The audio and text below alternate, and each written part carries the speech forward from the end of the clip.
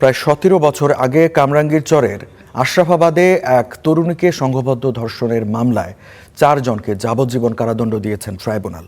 সকালে ঢাকার নারী ও শিশু নির্যাতন দমন ট্রাইব্যুনাল ৪ এর বিচারক মুন্সি মোহাম্মদ মশিয়ার রহমান এ রায় দেন। যাবজ্জীবন কারাদণ্ডপ্রাপ্তরা হলেন শহীদুল, সাইফুল, নিজাম ও মনির হোসেন ওরফে সেন্টু। দণ্ডের পাশাপাশি প্রত্যেককে ১ লাখ টাকা করে জরিমানাও করা হয়েছে। অনাদায়ে ১ বছরের বিনাশ্রম কারাদণ্ড দিয়েছেন আদালত। আসামিদের স্থাবর অস্থাবর সম্পত্তি বিক্রি করে অর্থদণ্ডের টাকা রাষ্ট্রীয় কোষাগারে জমা দিতে ঢাকার জেলা ম্যাজিস্ট্রেটকেও নির্দেশ দেওয়া হয়েছে। এই মামলার আসামিদের মধ্যে সাইফুল পলাতক রয়েছে। অপর ৩ আসামির উপস্থিতিতে রায় ঘোষণা হয়। পরে সাজা পরোয়ানা দিয়ে আসামিদের পাঠানো হয় কারাগারে। সাক্ষীকে সাক্ষ্য দেই, প্রত্যেকটা সাক্ষী ঘটনার সত্যতা প্রমাণ করে গেছে।